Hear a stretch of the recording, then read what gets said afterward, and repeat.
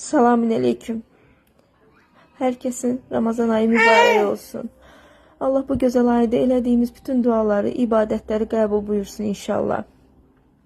Bu Ramazan ayında, Ramazan bayramında mənim müraciətim qızım Ayanla bağlıdır. Ayanın 6 yaşı var.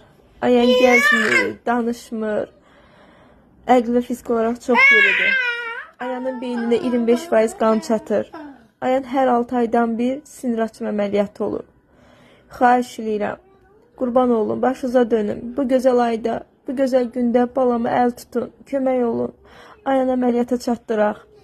Kömək olan, dəstək olan hər kəsdən Allah razı olsun. Allah heç bir valideyn övladsızlığa çəkməsin. Bütün balalar sağlam böyüsün.